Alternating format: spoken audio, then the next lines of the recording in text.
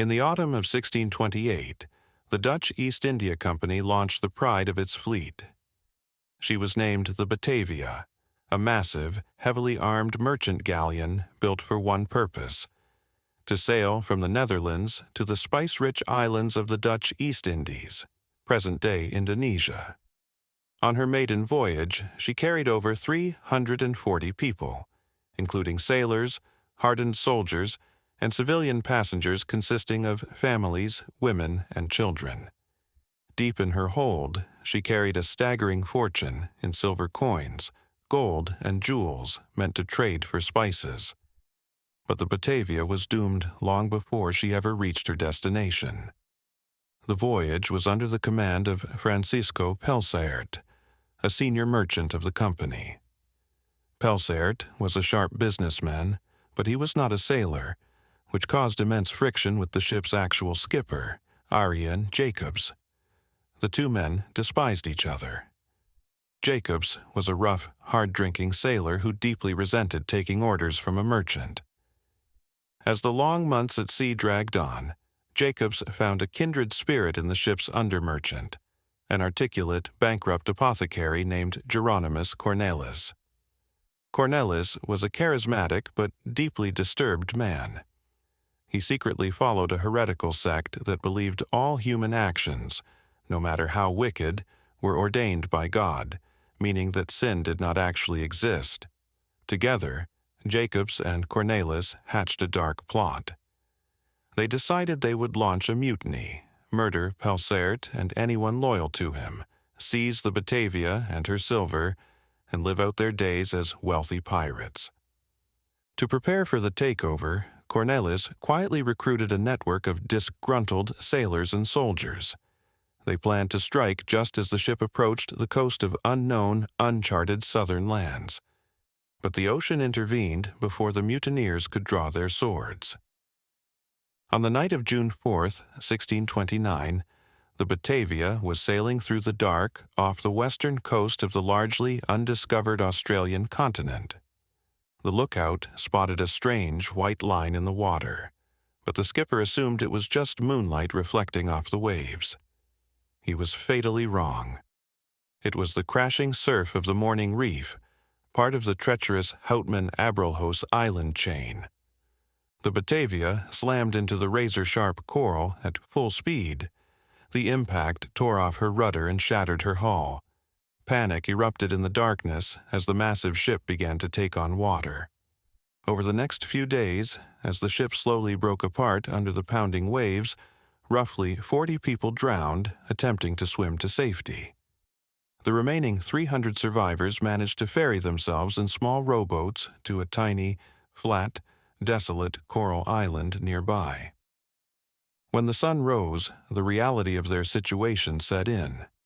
They were stranded on a barren speck of crushed coral and sand, barely larger than a few football fields. There were no trees. There were no animals. Most terrifying of all, there was absolutely no fresh water. Commander Pelsaert and Skipper Jacobs realized that everyone on the island would be dead from thirst in a matter of days. Taking the only seaworthy longboat, they and a small crew made a desperate, agonizing decision. They would leave the island and attempt to sail over 2,000 miles across the open ocean to the city of Batavia, modern-day Jakarta, to get a rescue ship. They left behind 268 terrified people. With Pelsaert gone, the highest-ranking official left on the island was Geronimus Cornelis. Cornelis quickly realized he had a massive problem. If a rescue ship ever did arrive, Pelsaert would undoubtedly investigate the conditions on the ship prior to the wreck, and Cornelis's planned mutiny would be exposed. He would be hanged. The only way out was to carry out his original plan. When the rescue ship arrived, he and his loyal mutineers would ambush the crew, hijack the vessel, and sail away with the salvaged silver. But to do that, Cornelis needed to eliminate any opposition.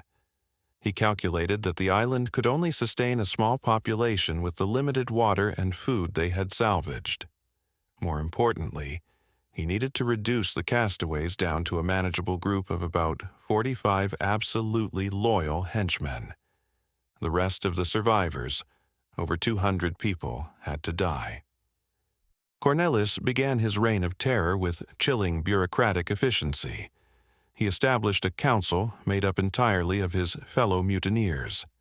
He ordered all weapons and food to be confiscated and placed under his direct control. Anyone who wanted to eat had to pledge total loyalty to him. His biggest threat was a group of about 20 professional soldiers commanded by a strict, disciplined corporal named Wiebe Hayes.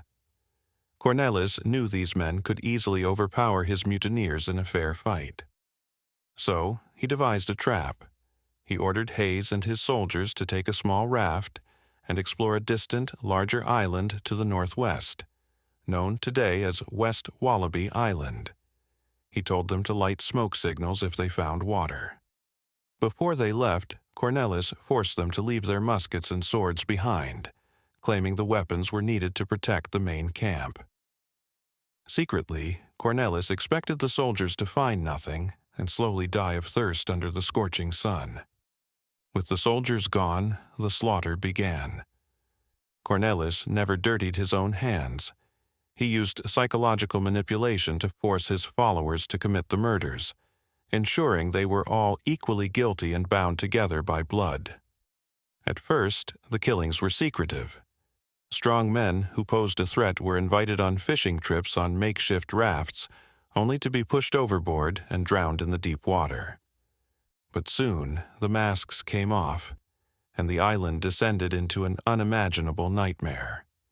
The mutineers began openly executing anyone who was not part of their inner circle. They dragged sick people from their tents and slit their throats. They bludgeoned men to death with wooden clubs fashioned from the ship's wreckage. The violence became a sport for the mutineers. In one horrifying instance, a mutineer was ordered to prove his loyalty by taking a sword and beheading a crying infant in front of its mother. Entire families were hacked to pieces.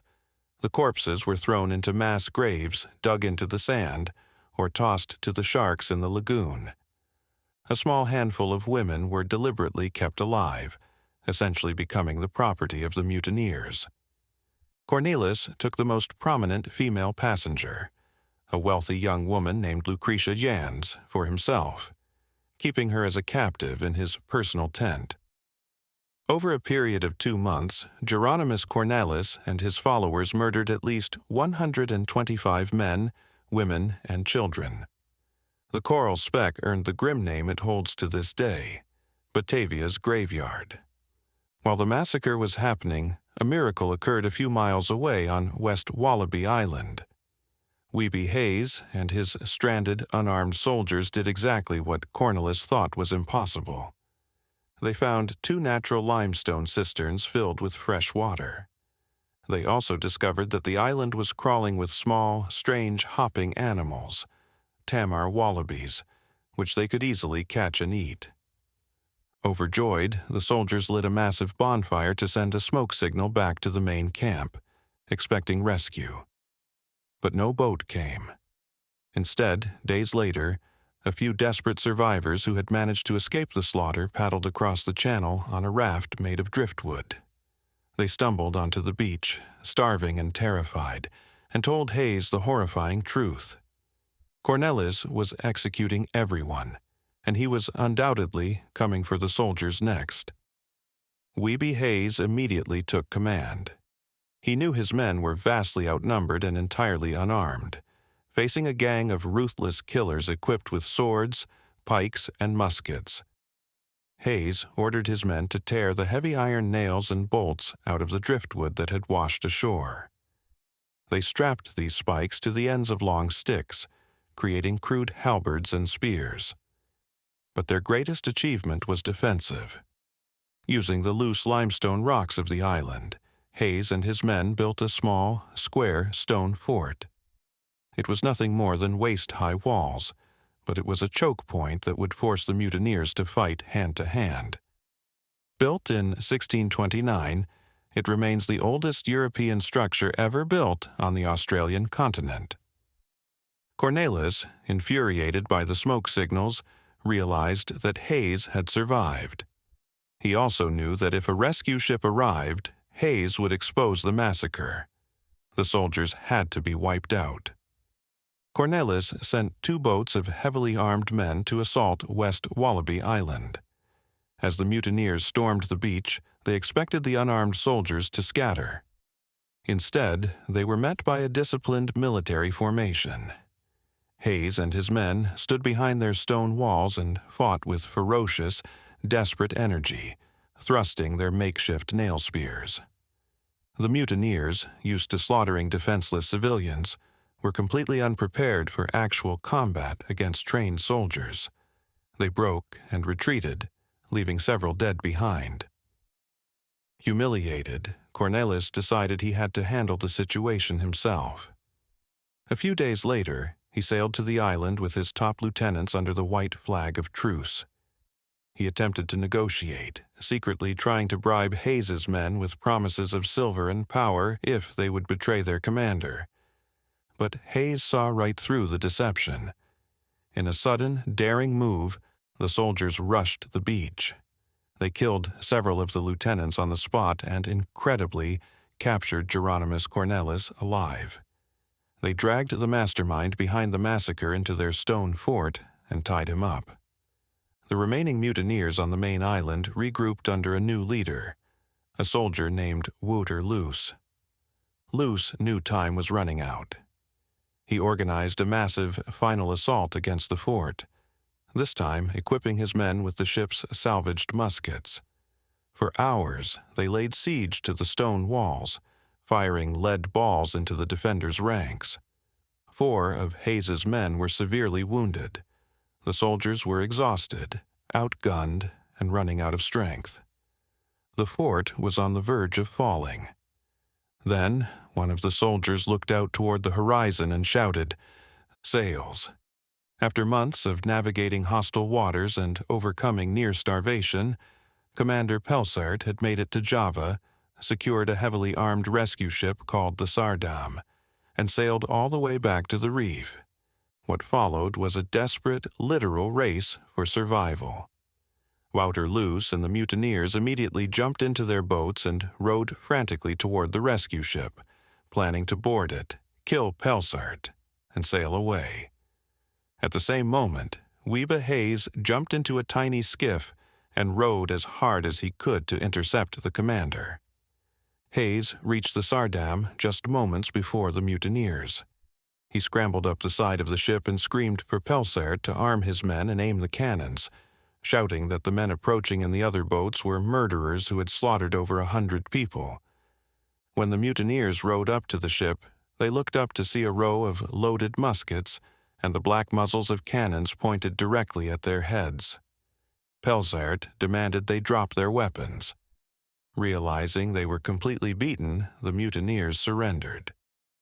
The true horror of the Batavia shipwreck was slowly revealed as Pelsart investigated the islands. He found the mass graves. He interviewed the traumatized women. He stood on the blood-soaked sand of Batavia's graveyard and realized that the worst monsters of the deep ocean were the men he had sailed with. Because the Amsterdam was small and overcrowded with survivors, Pelsart decided it was too dangerous to transport the worst of the mutineers all the way back to civilization. He convened a makeshift court right there on the islands. Geronimus Cornelis was interrogated, but he never showed a single ounce of remorse for the butchery he orchestrated, arrogantly maintaining that he was beyond the judgment of man. On October 2nd, 1629, justice was served. Geronimus Cornelis and his worst accomplices were taken to a gallows built on a nearby island. To ensure his punishment matched his monstrous crimes, both of Cornelis's hands were chopped off with a hammer and chisel. He was then hanged by the neck until dead.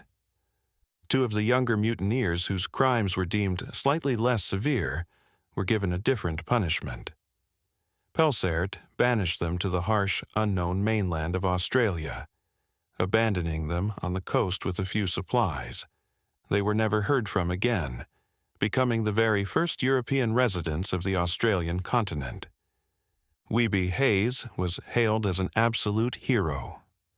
When the Sardam finally returned to port in the Dutch East Indies, Hayes was immediately promoted and given a massive salary increase for his unwavering courage and his protection of the innocent. Skipper Arjen Jacobs, the man who had initially conspired with Cornelis, was arrested and thrown into a dungeon, where it is believed he died awaiting trial. Today, the rusted anchors and cannons of the Batavia still rest on the bottom of the Morning Reef. On the nearby islands, archaeologists are still unearthing the skeletal remains of the victims, their bones bearing the horrific marks of swords and clubs. The story of the Batavia remains one of the darkest chapters in maritime history. It stands as a chilling testament to how quickly the thin veneer of civilization can fall away, but also to the unbreakable human will to stand behind a wall of loose stones and fight back against the darkness.